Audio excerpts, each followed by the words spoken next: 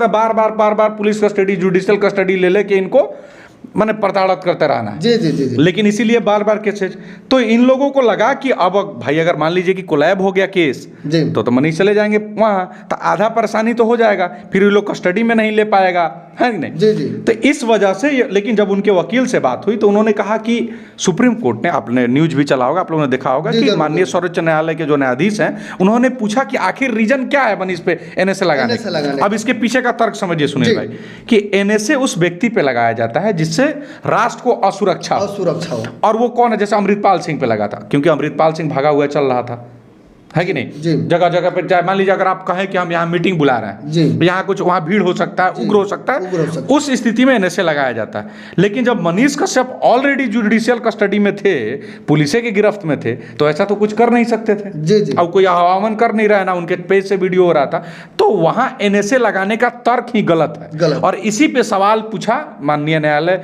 न्यायाधीश ने कि भाई आप एनएसए लगाए क्यों हैं? अब आता है कि जब इन लोगों को लगा कि कुछ भी नहीं होगा तो एक कुतर्क आया कि पहले कपिल सिब्बल को ला लिया गया। कपिल सिब्बल ने तमिलनाडु सरकार की ओर से तर्क दिया कि मनीष कश्यप, ये तर्क नहीं, मैं कुतर्क क्यों कर रहा हूं मैं आपको बता रहा हूं, कि मनीष कश्यप की वजह से वहां हत्याएं हुई हैं। जबकि आपने तमाम खबरें पढ़ी होंगी, चाहे तमाम चीज़ें आई कि वहाँ की गवर्नमेंट ये लगातार कहती रही कि वहाँ किसी भी तरह का कोई हत्या नहीं हुआ है, कोई हिंसा नहीं हुआ है। तो जब हिंसा हुआ नहीं तो मनीष की वजह से कैसे हुआ? और जब हिंसा हुआ तो मनीष का बात गलत कैसे था? और मनीष के जाने के बाद कैसे हुआ? तो पहले होना चाहिए। हाँ, अब बिहार सरकार क्या तर्क दी इस पे कि मनीष जो है पत्रकार नहीं है, अब पूछिए, बल्कि राजनेता है। अब ऐसा इसलिए कहा गया कि देखिए आप पत्रकार हैं, आपकी बात को कोई नहीं रोक सकता है, आपका ये कॉन्स्टिट्यूशनल राइट है, फ्रीडम ऑफ स्पीच है। तो इन लोगों को लगा कि अब ऐसा क्या करें, ऐसा कुछ कर देते हैं कि इसको पत्रकारी साबित नहीं करते हैं, कि पत्रकार नहीं है, बोल देते हैं कि पॉलिटिकली मोटिवेटेड है, माने राजनीतिक कारणों से, राजनीतिक षड्यंत्र और राजनीतिक की वजह से एक सरकार को बदनाम करने के लिए वहां गया। लेकिन तो इन्होंने कहा कि ये चुनाव लड़ चुका है, ये राजनेता है, पत्रकार नहीं है, इसका फॉलोअर देखिए।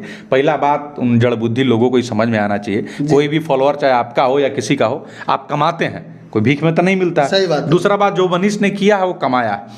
अब रही उनके राजनीति का बात, तो मनीष जब चुनाव लड़े थे बेतिया से, उस समय वो पत्रकार नहीं थे, सच तक न्यूज बना ही नहीं था। और वो किसी पार्टी से चुनाव भी नहीं लड़े थे, निर्दलीय चुनाव लड़े थे। और जिस पार्टी से गठबंधन का बात ये लोग कर रहा है, तो उसी पार्टी के बेतिया के सांसद, जो पहला बार जिनका उनका नॉमिनेशन जब रद्द हुआ था, तो उसी सांसद संजय जायसवाल के खिलाफ लड़े थे, भाजपा के हैं वो। दूसरा, जब जो मैंने विधायकी का लड़े, उस समय भी भाजपा के कैंडिडेट ही उन पे केस किया, तब पार्टी का ही बात नहीं है, पार्टी का। अब आते हैं तीसरे मुद्दे पे कि क्या अगर कोई व्यक्ति, आप पत्रकार हैं, कल आप चुनाव नहीं लड़ सकते हैं, या आपका कॉन्स्टिट्यूशनल राइट है? क्यों नहीं? जो आदमी जो भारत के संविधान में जो चीजें निहित है कि भाई वो इंडिया का होना चाहिए, उसका एज इतना होना चाहिए, वो चीजें अगर फुलफिल करता है, कोई चुनाव लड़ सकता है। ऐसा थोड़ी है कि मनीष पहली बार, मनीष के केसेज में तो पहले चुनाव लड़के बाद में पत्रकार बने।